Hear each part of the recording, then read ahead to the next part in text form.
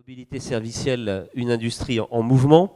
Et pour en parler, pour introduire ce sujet, j'ai le plaisir d'accueillir Rémi Cornubert, qui est en charge de toute l'industrie automobile. C'est même pas comme ça que vous dites d'ailleurs, il y a sûrement une expression anglo-saxonne beaucoup plus pertinente, au sein du cabinet international Oliver Wyman. Vous allez en introduction nous présenter la vision qui est la vôtre de cette évolution, des allers-retours et des interactions qu'on peut trouver quand on s'intéresse à cette question de la mobilité servicielle et l'industrie en mouvement parce qu'elle-même est impactée, elle-même doit faire bouger ses lignes et quelles sont ses possibilités d'évolution. C'est ce que vous allez essayer de nous montrer en 15 minutes chrono. Exactement. Merci beaucoup Rémi. Donc bonjour à tous Voilà. et à toutes. Merci beaucoup de m'accueillir aujourd'hui pour ce séminaire. Je suis ravi d'être parmi vous. Donc Sonia et Xavier m'ont demandé de partager avec vous en fait notre vision du développement des services autour du véhicule connecté, qui est un axe majeur de développement autour de la mobilité. Et donc ce que je vais faire, c'est que je vais vous montrer un extrait des 2 dernières études que le cabinet a sorties sur le sujet. Et donc on va parler de marché, de segmentation, de business model, de comment gagner de l'argent, ce qui n'est pas évident, et d'acteurs, de chaînes de valeur. Alors le premier transparent, il va surprendre personne. On est en plein milieu d'une révolution technologique. Cette mutation qui est apportée par le numérique, elle transforme aussi bien le monde des affaires que la société. Donc aujourd'hui, on est en train d'évoluer au milieu d'objets qui sont connectés. La voiture en est un. Et cette évolution, elle va se poursuivre et on sera dans ce qu'on appelle, nous, Connected Life, dans un horizon plus ou moins rapproché. Alors, nous en fait, je crois que ça a été rappelé par mon ami Bernard ce matin, le développement de la télématique, ce n'est pas un thème nouveau, on en parle depuis les années 90. Je crois que tu citais Nasser, président de Ford. Et le marché n'a jamais décollé. Et on en parle régulièrement. Moi, quand je suis rentré dans le métier il y a 17 ans, on me disait que l'essor de la télématique, c'était demain matin. Et le marché s'est développé extrêmement lentement. Là, on pense que la donne a changé et qu'on est en train d'assister au décollage pour un certain nombre de raisons. Donc, ces raisons, elles sont en fait exposées sur ce transparent. Donc, les principaux points, c'est déjà, il y a une demande, c'est-à-dire aussi bien les particuliers que les entreprises, elles ont besoin de services connectés, elles sont habituées à être connectées à la maison, au bureau, dans la rue avec le smartphone. Elles ne voient pas pourquoi elles ne continueraient pas à être connectées dans leur véhicule, parce qu'en plus, en mode urbain, on passe de plus en plus de temps dans la voiture. Les entreprises, pour eux, c'est un outil de développement et de productivité. Ça leur apporte tout un tas d'avantages. La régulation aussi est un facteur important. Alors ça peut être un facteur positif quand on va imposer en standard, par exemple, dans les véhicules en Europe, tous les systèmes d'e-call. Ça peut être aussi un frein parce qu'évidemment, quand on parle de services embarqués, il faut que ça soit fait dans des conditions de sécurité qui soient optimales et éviter que le conducteur devienne distrait, voire totalement distrait, et que ça augmente le nombre d'accidents. Et puis un point qui est fondamental, c'est que non seulement la technologie, elle est disponible, elle est performante, mais elle est aussi abordable, ce qui va permettre l'essor de cet univers-là. Voilà, donc tous les facteurs sont réunis pour assister au décollage. Alors ce qu'on voit aussi, là, on a retracé de manière très, très schématique les grandes étapes de développement. Jusqu'à en fait, même aujourd'hui, ce qu'on pouvait dire, c'était qu'on on amène Internet dans le véhicule à travers les systèmes de connectivité qui sont embarqués ou qui sont amenés avec votre smartphone. Ce qu'on pense, nous, c'est que demain, en fait, c'est que la voiture sera intégrée dans l'écosystème d'Internet. Elle sera totalement intégrée, par exemple, grâce à ses capacités de communication aux infrastructures de transport, où elle sera guidée en particulier pour des raisons d'optimisation de trafic. Donc on est qu'au début de cette révolution. Alors si on regarde évidemment l'essor, là vous avez en fait le pourcentage de véhicules neufs qui sortent équipés avec de la connectivité. Alors qu'est-ce qu'on entend par une voiture connectée? C'est soit vous avez un système embarqué développé par le constructeur qui est propriétaire, type BMW Connect, soit c'est un certain nombre d'équipements qui permettent en fait à l'utilisateur de connecter son smartphone au système d'information de la voiture. Alors évidemment, une voiture n'est pas connectée quand vous posez votre téléphone à l'intérieur, parce que sinon à ce moment-là, on aurait quasiment l'ensemble du marché qui le serait déjà. Et donc ce qu'on voit évidemment, c'est qu'on assiste à un décollage, que dans la majorité des pays occidentaux, on va très vite avoir 100% des véhicules qui seront équipés sur le marché. Alors si on fait un zoom à plus court terme, donc sur la partie de gauche ici, vous voyez en fait aujourd'hui, enfin en 2011, on avait 45 millions de véhicules au niveau mondial qui étaient équipés de cette fonctionnalité de connectivité. Et à horizon 2016, hein, dans 3 ans, ce chiffre-là aurait été multiplié par 4. Et alors quand on regarde en termes de marché et de création de valeur, ben, on va aller assez vite à un marché qui fera au niveau mondial 40 milliards. Et ces 40 milliards, en fait, ça correspond à tous les équipements, que ce soit hardware ou software, qui sont embarqués dans la voiture. Et ça ne correspond pas en fait aux services après qui sont développés et qui sont utilisés une fois la voiture mise sur le marché. Donc une très forte croissance. Alors pourquoi le taux de croissance est plus faible sur le marché que sur le parc? C'est une raison simple, c'est que en fait les valeurs de ces systèmes, elles sont très différentes. Si vous prenez un système tout simple comme celui que Ford propose sur ses véhicules, hein, le système Sync, ben, ça ne coûte pas très cher. Si vous prenez un système très sophistiqué développé par des gens comme BMW ou Audi, évidemment, là, les valeurs ne sont pas les mêmes. Donc voilà, donc le marché, c'est un marché qui est conséquent, il est en plein essor, et donc ça crée des opportunités de développement et de nouvelles activités. Alors là, je vais passer très vite sur ce transparent, c'est qu'il y a encore un certain nombre de différences géographiques, hein. On voit que certains pays vont plutôt mettre l'accent sur la sécurité, c'est le cas de l'Europe. Des pays comme le Japon vont mettre l'accent énormément à très court terme sur comment optimiser le trafic, hein. Pour les gens qui ont été à Tokyo, ils savent que dans cette mégapole, c'est un vrai sujet. Et puis d'autres pays vont mettre plus l'accent sur soit des systèmes de GPS, soit des systèmes de divertissement. En tout cas, c'est un business qui est mondial et qui est en croissance partout. Alors l'autre grande nouveauté, c'est que le jeu est en train de s'ouvrir complètement. L'industrie automobile, elle était assez traditionnelle, très bien structurée, hein. On pourrait même prendre l'image d'une pyramide avec les constructeurs en haut de la pyramide et puis tous les différents niveaux d'équipementiers et de sous-traitants. Là, ces nouvelles activités, elles sont en train d'amener aussi beaucoup de nouveaux acteurs. Donc, alors évidemment, les constructeurs, ils sont les chefs de file. Pas beaucoup de Français hein, dans la liste affichée. C'est parce que C'est un c'est pas hasard. du tout exhaustif. D'accord. Vous avez quand même, on reconnaît quelques logos comme ceux d'AXA tout à fait à droite. Mais bon, ça c'était juste pour donner des exemples. Et ce qui est intéressant, c'est que bon, il y a évidemment les acteurs traditionnels, mais il y a tout un tas de nouveaux acteurs qui s'intéressent à l'industrie de l'automobile. Donc on retrouve les grands opérateurs de télécom comme Orange.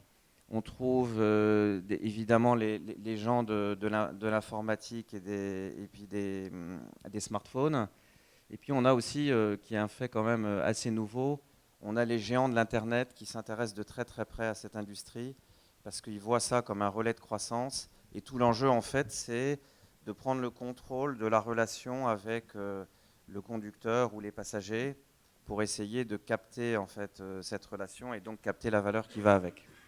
Et donc ce système-là, il est en train de s'ouvrir totalement. Ce qui est aussi intéressant, c'est que parmi ces nouveaux acteurs, il y a énormément de jeunes sociétés, hein, de start-up, qui émergent soit parce qu'elles apportent des technologies sur la partie hardware ou software, soit parce qu'elles développent des nouveaux services. Et je trouve que cette période-là, en fait, elle ressemble un peu à la période qu'on a connue il y a une dizaine d'années, hein, quand il y a eu l'émergence en fait, d'Internet. Et on a vu tout un tas de sociétés qui sont nés de ça. Alors c'est à la fois enthousiasmant et un peu inquiétant parce que l'histoire que vous évoquez, c'est un peu mal terminée avec l'explosion de la bulle Internet. Oui, mais si on regarde aujourd'hui, les gens condamnés morts il y a quelques années, ils sont aujourd'hui très solides, hein. Rappelez-vous, Amazon, ils avaient bien descendu la courbe quand il y a eu l'explosion. C'est devenu aujourd'hui le premier marchand mondial. Il y a des sociétés françaises qui ont très bien survécu à la crise et qui sont devenues des géants aujourd'hui, hein, même s'ils sont moins gros que les Google, Facebook et Yahoo. Ça reste quand même une formidable opportunité. Donc par rapport au thème, il y a croissance, hein, le marché est en train d'exploser. C'est autour du développement de nouvelles applications, de nouvelles technologies. Et c'est une opportunité pour cette région, hein, la Bretagne, de tirer, enfin de jouer sa carte et d'encourager tout un tas de sociétés à se positionner sur ça parce qu'il y a une opportunité. Alors si on poursuit, ce qui est aussi intéressant, je ne vais pas rentrer dans le détail, mais là vous avez en haut en fait la chaîne de valeur. Et c'est une chaîne de valeur qui est très différente, parce que contrairement à la chaîne traditionnelle de l'automobile, où en fait vous avez les constructeurs en amont, là ils sont plutôt en aval. Et en fait la chaîne de valeur, c'est une chaîne de valeur qui correspond plus à un opérateur de service ou même à un opérateur de télécom.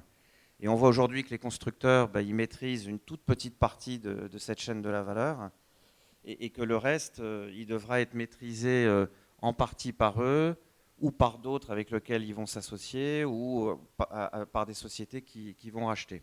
Et donc là, à nouveau, on a un écosystème qui est en train de s'ouvrir totalement et qui est en train de rebattre les cartes. Donc je pense que c'est important d'avoir ça en tête. Et puis on voit les différents acteurs qui se positionnent sur une ou plusieurs étapes de la chaîne en fonction de leur savoir-faire, de leurs actifs et de leur stratégie. Alors après, si on veut schématiser tout ce business qui est en train d'émerger, en fait, finalement, il va se faire autour de deux thèmes. Il y a en fait toute la partie qui est pas visible du client, qui est la plateforme technologique, qu'elle soit hardware ou software, qui va permettre l'émergence de ces services, hein. C'est un peu la notion de plateforme numérique qui a été évoquée par je crois, Gabriel ce matin.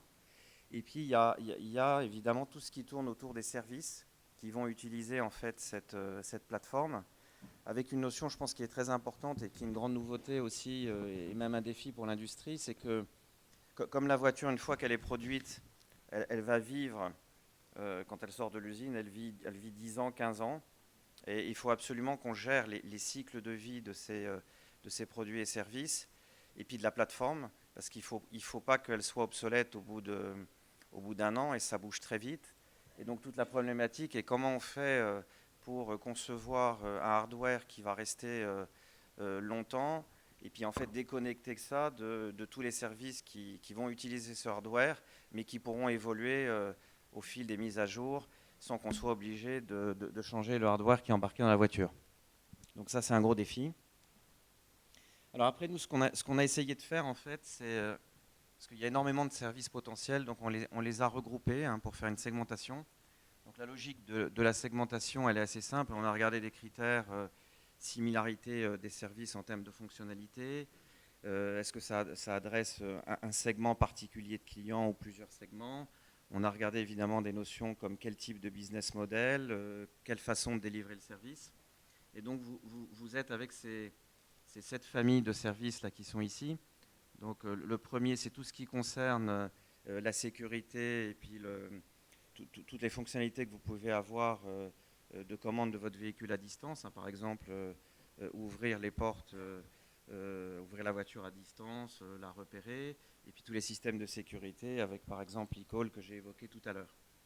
Après, on trouve une deuxième famille de services qui sont tous les services qui vont aider les entreprises à gérer leur flotte, hein, que ce soit la flotte de véhicules utilitaires, de camions, où là, en fait, il y a une vraie opportunité pour donner plus de visibilité sur sa flotte, hein, où sont les camions, les diriger, éventuellement guider les chauffeurs pour avoir une éco-conduite, et puis évidemment gérer la productivité de cette flotte. La troisième famille, c'est tout ce qui concerne les services de mobilité. Donc c'est une famille qui est assez large. On trouve là-dedans évidemment les systèmes de car sharing, mais pas seulement. La quatrième famille, c'est tout ce qui concerne les services liés à la navigation et à la géolocalisation. Ensuite, on trouve tous les services qui sont liés à la fourniture de contenu, aux loisirs et au divertissement. Alors là, évidemment, peut-être plus pour les passagers que pour le conducteur lui-même, en tout cas pas quand il conduit. La famille suivante, c'est tout ce qui concerne les services liés à l'assurance. La voiture connectée, c'est un outil formidable pour les sociétés d'assurance et j'expliquerai pourquoi là dans une minute. Et puis le dernier thème, c'est tout ce qui est lié au paiement et à l'e-commerce qui débarque aussi dans le véhicule. Donc ce qu'on voit, c'est que l'autre message important, c'est qu'il y a une diversité qui est en train de naître, hein. Elle est vraiment déjà là, et donc ça fait autant d'opportunités pour créer des nouveaux business. Alors évidemment, la question d'après, c'est où est-ce qu'on se positionne? Alors là, on retrouve en fait là, les 7 familles de services là, sur la gauche. Ici, on retrouve les grandes familles d'acteurs que j'ai montrées il y a 5 minutes. Et puis en fait, quand vous voyez une tache gris foncé, c'est en fait où est-ce que se positionnent aujourd'hui les acteurs. Alors ce que je trouve assez intéressant, c'est que la plupart des acteurs, ils vont être positionnés sur 1, 2, 3 familles de services, hein, parce qu'ils sont légitimes. Sauf un. Sauf un, voilà. Et donc vous voyez par exemple les constructeurs, ils sont sur les 3 premiers parce que c'est là où ils sont le plus légitimes. Ce qui est quand même très très intéressant, c'est cette colonne-là. Web Service Company. Voilà, parce qu'il y a des gens qui sont en train de vraiment attaquer très fortement et qui se disent, nous, à la limite, on n'est pas lié à l'industrie automobile, hein, on vient d'un autre univers et nous, on va attaquer l'ensemble de ces services. Et ils osent tout, finalement. Et ils osent tout. C'est à ça qu'on les reconnaît. Et là, évidemment, pourquoi ils n'osent pas sur assurance? Parce que assurance, c'est quand même un métier extrêmement particulier. Et si vous voulez d'ailleurs, même ne serait-ce que légalement, hein, la législation elle est très stricte. Vous ne pouvez pas vous improviser assureur comme ça, même si vous venez du web. Et donc c'est le seul à peu près précaré qui reste aux compagnies d'assurance. Pour l'instant. Ça c'est intéressant. Donc c'est une opportunité, mais c'est aussi une menace hein, pour les acteurs existants, parce qu'ils vont vouloir capter la valeur. Alors après, l'autre question qu'on s'est posée, c'est finalement de se dire, mais où est-ce où est-ce que sera le business? Et donc vous avez une échelle là que vous voyez là à gauche, en fait. Plus c'est haut et plus ça rapporte, c'est ça? Oui, c'est ça. C'est en taille de marché et puis en croissance. Et plus vous êtes en bas, plus c'est rouge, plus le potentiel sera difficile associé à l'automobile. Parce qu'évidemment, vous avez du e-commerce en dehors du véhicule, là, qui est évidemment un gros marché. Alors, finalement, les 3 grandes familles de services où nous, on pense qu'il va y avoir un gros business, c'est tout ce qui sont les services de gestion de flotte. Pourquoi? Parce que les entreprises, elles sont prêtes à payer pour être plus efficaces. Il y a eu un très bel exemple tout à l'heure, hein, juste avant le déjeuner, sur l'entreprise de bâtiment dont j'ai oublié le nom. De construction routière, mais Eurovia. qui a regardé en fait comment se déplaçaient les camions et qui a vu un certain nombre d'optimisations. Là, c'est exactement pareil. Et vous pouvez le décliner largement en fait, sur plein de secteurs différents. On trouve évidemment tout ce qui est les services à distance et puis tout ce qui va être lié à l'après-vente, hein, l'autodiagnostic, hein, qui peut vous alerter par exemple en vous disant attention, vous allez tomber en panne parce qu'il y a un système qui est en train de lâcher. Ouais, ça rejoint la préoccupation qu'on avait aussi évoquée ce matin avec les concessionnaires. Alors l'assurance, pourquoi? Parce que ça a été évoqué aussi juste avant le déjeuner, c'est que les assurances, elles ont un intérêt énorme. Pourquoi? Parce que ça leur permet de mieux gérer les risques, parce qu'elles préfèrent assurer quelqu'un qui est prudent, qui a un comportement qui respecte les limitations de vitesse, et donc ils mettent ces boîtiers-là, et en échange, l'assuré, lui, il voit sa prime baisser de manière très significative. Hein. Pour vous donner sur les 14% là, du poste des ménages qu'évoquait Bernard ce matin, il y a à peu près 600 € en moyenne en France, c'est le coût de l'assurance. Donc pour les clients, eux, ils y ont un intérêt. Alors évidemment, tout le monde n'acceptera pas d'avoir un boîtier qui observe comment on conduit, mais il y aura une part significative, et donc ça c'est à nouveau win-win. Là où ça sera plus difficile, c'est en bas. Pourquoi? Parce que vous avez déjà, on a habitué les clients sur un certain nombre d'entre eux, comme par exemple les systèmes de navigation, Parce que ça, c'est gratuit. à être gratuit. Et donc monétiser aujourd'hui, c'est quasiment impossible. Et d'ailleurs, vous avez en fait des sociétés, je donne un exemple qui est assez symptomatique. Vous connaissez tous TomTom, qui est une fabuleuse success story, parce qu'au départ, c'est une start-up. Ils ont eu une croissance exponentielle pendant des années. C'est fini, non? Et voilà. Et le business model de TomTom est complètement remis en cause, parce qu'avant, vous achetiez un de leurs systèmes pour quelques centaines d'euros, vous le mettiez dans la voiture. Aujourd'hui, vous avez l'équivalent quasiment Un sur un téléchargement smartphone, gratuit. et c'est gratuit. Et donc eux, ce qui est intéressant, c'est qu'ils sont en train de se redévelopper pour offrir des solutions aux entreprises sur justement aider les compagnies d'assurance pour mettre en place ça, et puis sur tout ce qui est gestion des flottes. Donc Si on a 3 marchés essentiels à retenir, c'est les 3 du haut, exactement. si on veut se positionner sur de nouveaux métiers. Alors après, ce qu'il faut retenir, en fait, nous on voit un certain nombre de facteurs clés de succès. Hein. Le premier point, si vous voulez réussir, c'est quand même c'est la question fondamentale, c'est se dire finalement, qu'est-ce qu'on offre comme service aux clients? Est-ce qu'il y a un intérêt? Est-ce qu'ils sont prêts à payer? Hein, ça, je pense qu'il ne faut pas l'oublier. C'est pas parce qu'on a une idée géniale, il faut vraiment la tester sur le marché. Il faut segmenter son marché. Il y a des gens qui seront prêts à mettre de l'argent. Alors, on avait fait une étude l'année dernière qui était intéressante. Pour ceux qui étaient prêts à mettre de l'argent en Europe, la fourchette moyenne, c'était entre 20 et 40 euros par mois pour avoir des services liés à leur voiture, en plus de l'abonnement qu'ils peuvent avoir un opérateur De téléphonie. Voilà. Alors, il y a des gens qui sont prêts à mettre 0, il y a des gens qui sont prêts à mettre 40. Donc, ce n'est pas une somme qui est énorme. Donc, on a intérêt à bien cibler. Mais c'est l'agrégation de la multitude, comme dirait Gabriel Plassat, qui va faire le marché. Après, il y a la question de finalement, c'est quoi la stratégie et quel business model on va prendre. Ensuite, il faut prioriser. Nous, on voit aujourd'hui beaucoup d'entreprises qui partent tout azimut et qui essayent de développer plein de services à la fois. Peut-être qu'une stratégie plus focalisée, où on a bien compris finalement quel segment de clients on adressait, comment on allait capter la valeur, ben, ça sera plus efficace. Il y a un thème qui est très nouveau, c'est que, vous vous rappelez, là je vous ai montré la chaîne de valeur, hein, qui est complètement différente. Les constructeurs ne pourront pas maîtriser chacune de ces étapes, parce que c'est trop compliqué, parce qu'ils n'ont pas les savoir-faire, parce qu'il y a des gens sur le marché qui maîtrisent mieux. Et donc la notion de s'associer et de partenariat, elle est fondamentale. Si on veut développer des services de qualité, il faut s'associer. Et rapidement, les 2 derniers. Ouais, peut-être un dernier point qui est essentiel, c'est évidemment, c'est un monde de l'IT. Hein. C'est clé, il faut avoir cette capacité. J'ai discuté avec un opérateur de mobilité, hein, de car sharing, et quand je lui disais, ben, finalement, c'est quoi votre compétence clé, parce qu'ils sont en train d'exporter leur modèle, et il disait, nous, en fait, on offre une solution IT clé en main aux gens qui veulent utiliser notre système. Donc c'est quand même assez frappant. Voilà, donc c'était ce que je voulais évoquer avec vous. C'est déjà beaucoup. C'est une roadmap, comme vous dites, hein, dans votre jargon, qui est intéressant pour identifier ce qui peut marcher, et encore c'est pas sûr, et puis aussi ce qui est moins certain. Donc le conseil que vous donnez, enfin moi c'est tel que je l'entends, c'est que sur ce territoire-là, autant choisir peut-être d'emblée les bons positionnements en allant vers les 3 premiers critères en haut de l'échelle, plutôt que de se disperser sur des solutions qui, sur un plan économique et de rentabilité, risquent d'être un peu aléatoires. Oui, c'est clair. Alors, les 3 premiers sont les plus gros. Ça ne veut pas dire qu'il n'y a pas d'opportunités sur les autres, hein. Mais s'il y a des opportunités, il faut vraiment bien se poser la question de c'est quoi mon marché, quel client je vais servir.